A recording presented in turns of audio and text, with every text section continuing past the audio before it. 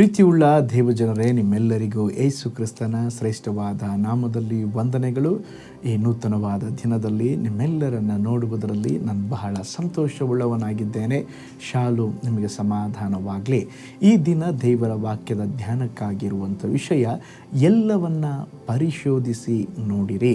ಅದಕ್ಕೆ ಆಧಾರವಾಗಿ 1 ಥೆಸಲೋನಿಕ ಬರೆದ ಪತ್ರಿಕೆ 5ನೇ ಅಧ್ಯಾಯ 20ನೇ ವಚನ, ಪವಿತ್ರಾತ್ಮನನ್ನು ನಂದಿಸಬೇಡ್ರಿ, ಪ್ರವಾದನೆಗಳನ್ನು ಹೀನೈಸಬೇಡ್ರಿ, ಆದರೆ ಎಲ್ಲವನ್ನ ಪರಿಶೋಧಿಸಿ ಒಳ್ಳೆಯದನ್ನೇ ಭದ್ರವಾಗಿ ಹಿಡಿದುಕೊಳ್ಳಿರಿ.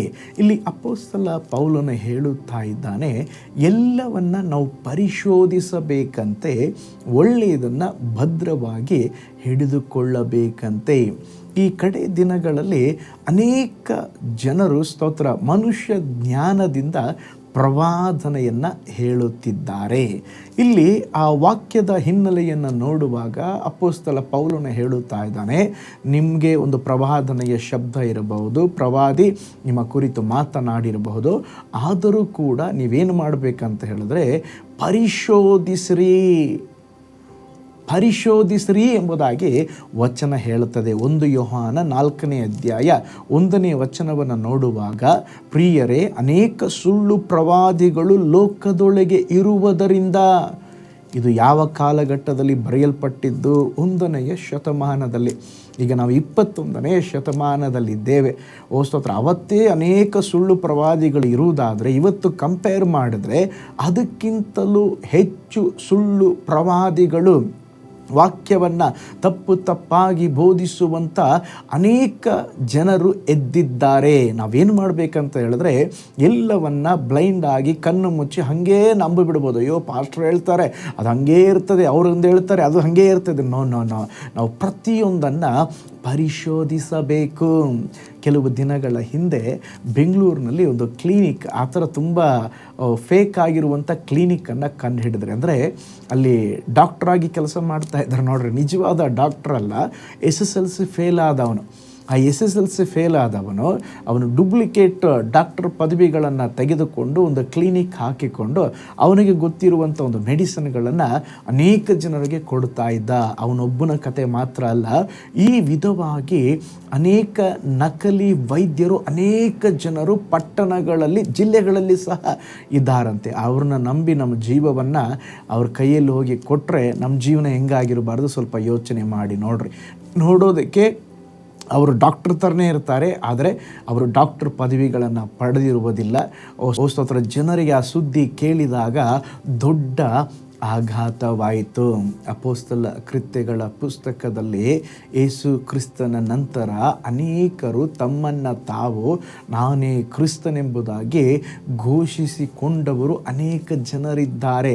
ಆದರೆ ಕರ್ತನಾದ ಯೇಸು ಸ್ವಾಮಿ ಸುವಾರ್ತೆಯಲ್ಲಿ ಹೇಳುವಾಗ, ಯಾರು ನಿಮ್ಮನ್ನು ಮೋಸಗೊಳಿಸಿದಂತೆ ಜಾಗರೂಕರಾಗಿರ್ರಿ, ನಾನು ಕ್ರಿಸ್ತನೇ ಎಂದು ಅನೇಕರು ನಿಮ್ಮನ್ನು ಮೋಸಗೊಳಿಸುತ್ತಾರೆ ಎಂಬುದಾಗಿ ನಾವು ಬೈಬಲಲ್ಲಿ ಓದುತ್ತೇವೆ. ಸೈತಾನನು ನಮ್ಮನ್ನು ನೇರವಾಗಿ ಮೋಸ ಮಾಡೋದಿಲ್ಲ, ಬದಲಿಗೆ ಅತ್ಯಂತ ಕುತಂತ್ರದಿಂದ ಎಲ್ಲರನ್ನ ವಂಚಿಸುತ್ತಾನೆ. ಆತನ ವಂಚನೆಯಲ್ಲಿ ಸಿಕ್ಕಿ ಬಿದ್ದು ಅದಕ್ಕಾಗಿ ಮತ್ತೊಬ್ಬರನ್ನು ದೂಷಿಸುವುದರಲ್ಲಿ ಅರ್ಥವೇ ಇಲ್ಲ.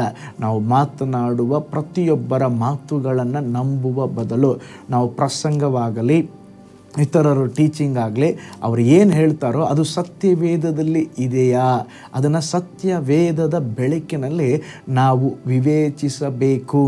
ನೋಡ್ರಿ, ಅಪೊಸ್ತಲ ಕೃತ್ಯಗಳು 17:1 ನೋಡ್ರಿ, ಬೇರೋಯ ಸಭೆಯವರು ಏನು ಮಾಡ್ತಾ ಇದ್ರು ಅಂತ ಹೇಳಿದ್ರೆ, ಅಪೊಸ್ತಲ ಪೌಲನು ಪ್ರಸಂಗ ಮಾಡ್ತಾ ಇದ್ದಾನೆ. ಅವನು ಶ್ರೇಷ್ಠ ಅಪೊಸ್ತಲನ, ದೇವರು ಅವನ ದಮಸ್ಕದಲ್ಲಿ ಸಂಧಿಸಿದ್ದಾರೆ, ಅವನು ಹೇಳೋ ಮಾತೆಲ್ಲ ನಿಜವಾಗಿರ್ತದೆ ಅಂತ ನಂಬಲಿಲ್ಲರಿ. ಬೈಬಲ್ ಹೇಳ್ತದೆ, ಸಭೆಯವರು ಹೇಳುವ ಮಾತು ಹೌದೋ ಏನೋ ಎಂಬ ವಿಷಯದಲ್ಲಿ ಪ್ರತಿದಿನವೂ ಬೈಬಲ್ ಗ್ರಂಥಗಳನ್ನು ಶೋಧಿಸುತ್ತಾ ಇದ್ರಂತೆ. ಆ ಗ್ರಂಥದಲ್ಲಿ ಇದೆಯಾ, ವಾಕ್ಯದಲ್ಲಿ ಇದೆಯಾ ಇವ್ರು ಹೇಳೋದು ಅಂತೇಳಿ. ಯಾರು ಹೇಳೋದು? ಅಪೋಸ್ತಲ ಪೌಲನು ಹೇಳುವಂಥದ್ದು. ನೋಡ್ರಿ, ಅಷ್ಟು ದೊಡ್ಡ ಅಪೋಸ್ತಲನ ಹೇಳುವಂಥದ್ದೇ ಅವರು ನಂಬಲಿಲ್ಲ. ಹಾಗಿರೋದಾದ್ರೆ ಇವತ್ತು ಕೂಡ ನನ್ನನ್ನು ಸೇರಿಸಿಕೊಂಡು ನಾನು ಹೇಳುತ್ತಾ ಇದ್ದೇನೆ, ಪಾಸ್ಟರ್ ಪೌಲ್ಜವರು ಹೇಳೋದೆಲ್ಲ ಸತ್ಯ, ಅದು ಸತ್ಯವೇದ ಅನುಸಾರವಾಗಿದೆಯಾ ಎಂಬುದಾಗಿ ಪ್ರತಿಯೊಂದನ್ನು ನಾವು ಪರಿಶೋಧಿಸಿಕೊಂಡು ನೋಡಬೇಕು. ಏಕೆಂದರೆ ಕಡೇ ದಿನಗಳಲ್ಲಿದ್ದೇವೆ. ಕುರಿಯ ವೇಷಗಳನ್ನು ಹಾಕಿಕೊಂಡು ನೋಡಿದ್ರೆ ತೋಳಗಳ ಥರ ಇರ್ತಾರೆ. ಆದುದರಿಂದ ನಾವು ಎಚ್ಚರವಾಗಿರಬೇಕು. ಆದ್ದರಿಂದ ನಾವು ಪ್ರತಿಯೊಂದನ್ನು ಪರಿಶೋಧಿಸಿ ನೋಡಬೇಕು. ಸಭೆಯಲ್ಲಿ ಸಹ ಸ್ತೋತ್ರ ಗೊತ್ತಿಲ್ಲದ ಅವರಿವರನ್ನು ನಾವು ಸಭೆಯಲ್ಲಿ ಕರೆಸಬಾರದು. ನಾವೇನು ಮಾಡಬೇಕು? ಪ್ರತಿಯೊಂದನ್ನು ಇದು ದೇವರಾತ್ಮನಿಂದ ಬಂದಿದೆಯಾ, ಇದು ದೇವರ ವಾಕ್ಯ ಅನುಸಾರವಾಗಿದೆಯಾ, ಇವರು ಹೇಳುವಂಥದ್ದು ಸತ್ಯವೇದ ಅನುಸಾರವಾಗಿದೆ ಎಂಬುದಾಗಿ ಪ್ರತಿಯೊಂದನ್ನು ಕುಲಂಕುಷವಾಗಿ ನಾವು ಪರಿಶೋಧಿಸಿ ನೋಡುವವರಾಗಿರಬೇಕು. ಅದಕ್ಕೆ ಅಪೊಸ್ತಲ ಪೌಲನು ಹೇಳ್ತಾ ಇದ್ದಾನೆ, ಒಳ್ಳೆಯದನ್ನು ಭದ್ರವಾಗಿ ಹಿಡಿದುಕೊಳ್ಳ್ರಿ, ಎಲ್ಲವನ್ನು ಪರಿಶೋಧಿಸಿ ನೋಡ್ರಿ. ಒಂದು ನಿಮಿಷ ಕಣ್ಗಳನ್ನು ಮುಚ್ಚೋಣ. ಈ ದಿನ ಕೂಡ ಕರ್ತನೆ, ಅಂತ್ಯ ದಿನಗಳಲ್ಲಿದ್ದೇವೆ ಸ್ವಾಮಿ, ನಾವು ಕಡೆ ದಿನಗಳಲ್ಲಿದ್ದೇವೆ. ಅನೇಕ ಕಾರ್ಯಗಳನ್ನು ನಾವು ಕೇಳುತ್ತಾ ಇದ್ದೇವೆ. ಎಲ್ಲದಕ್ಕೂ ಸ್ವಾಮಿ ಹೌದು ಎಂಬುದಾಗಿ ದೇವರೇ ನಂಬದೆ ನಿನ್ನ ವಾಕ್ಯದ ಬೆಳಕಿನಲ್ಲಿ ಇದು ಸರಿನೋ ತಪ್ಪೋ ಎಂಬುದಾಗಿ ಪ್ರತಿದಿನ ನಿನ್ನ ವಾಕ್ಯ ಅನುಸಾರವಾಗಿ ಪರಿಶೋಧಿಸಲಿಕ್ಕೆ ನಮಗೆ ಕೃಪೆ ಕೊಡ್ರಿ. ಸುಳ್ಳು ಬೋಧನೆಯಲ್ಲಿ, ಕಳ್ಳ ಬೋಧನೆಯಲ್ಲಿ ನಾವು ಬಿದ್ದು ಹೋಗದ ಹಾಗೆ, ನಮ್ಮನ್ನು ವಂಚಿಸಿಕೊಳ್ಳದ ಹಾಗೆ ನಮ್ಮನ್ನು ಕಾಯ್ದು ಕಾಪಾಡ್ರಿ, ಬಲಪಡಿಸ್ರಿ. ಯೇಸುವಿನ ಹೆಸರಿನಲ್ಲಿ ತಂದೆಯೇ, ಆಮೇನ್, ಆಮೇನ್. Price lord. ಹಾಗಾದರೆ ನಮ್ಮನ್ನು ನಾವು ಪರಿಶೋಧಿಸಿಕೊಳ್ಳೋಣ, ಪ್ರತಿಯೊಂದನ್ನು ಪರೀಕ್ಷಿಸೋಣ, ಒಳ್ಳೆಯದನ್ನು ಗಟ್ಟಿಯಾಗಿ ಹಿಡಿದುಕೊಳ್ಳೋಣ. ಅದು ಮಾತ್ರವಲ್ಲ, ಸುಳ್ಳು ಬೋಧನೆಗಳಿಗೆ ಒಳಗಾಗುವುದು ಬೇಡ. ಕರ್ತನು ನಿಮ್ಮನ್ನು, ನಿಮ್ಮ ಕುಟುಂಬವನ್ನು ಬ್ಲೆಸ್ ಮಾಡಲಿ. God bless you.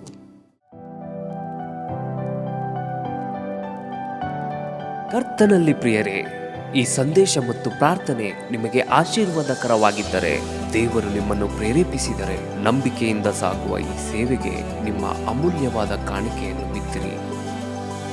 ಪ್ರೀತಿಯ ದೇವಜನರೇ, ವಾಯ್ಸ್ ಆಫ್ ಹೋಪ್ ಮಿನಿಸ್ಟ್ರಿಯ ವತಿಯಿಂದ ಕೋರಮಂಗಲದಲ್ಲಿ ಪ್ರತಿ ಭಾನುವಾರ ಬೆಳಿಗ್ಗೆ 9:30ಕ್ಕೆ ಕನ್ನಡ ಆರಾಧನೆ ನಡೆಯುತ್ತಿದೆ.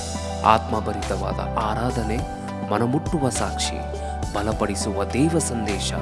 ಬನ್ನಿ, ನಮ್ಮೊಂದಿಗೆ ಭಾಗಿಯಾಗಿ ಕರ್ತನನ್ನು ಆರಾಧಿಸಿರಿ.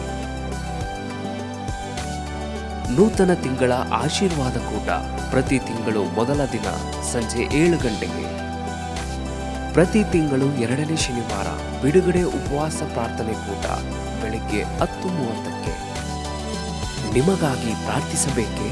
ನಿಮಗೆ ಯಾವುದಾದರೂ ಪ್ರಾರ್ಥನೆ ಮನವಿಗಳು ಇರುವುದಾದರೆ ಕೆಳಗಿನ ನಂಬರಿಗೆ ಕರೆ ಮಾಡಿ ಅಥವಾ ವಾಟ್ಸಪ್ ಮಾಡಿ. ಈ ಆತ್ಮಿಕ ಸಂದೇಶಗಳು ನಿಮಗೆ ಆಶೀರ್ವಾದಕರವಾಗಿದ್ದರೆ ಲೈಕ್ ಮಾಡಿರಿ. ಇಂಥ ಅದ್ಭುತ ಸಂದೇಶ ಪ್ರತಿದಿನ ನೋಡಲು ಬಯಸುವುದಾದರೆ ಸಬ್ಸ್ಕ್ರೈಬ್ ಮಾಡಿ ಹಾಗೂ ಇತರರೊಂದಿಗೆ ಶೇರ್ ಮಾಡಿರಿ. ಕರ್ತನು ನಿಮ್ಮನ್ನು, ನಿಮ್ಮ ಕುಟುಂಬವನ್ನು ಆಶೀರ್ವದಿಸಲಿ.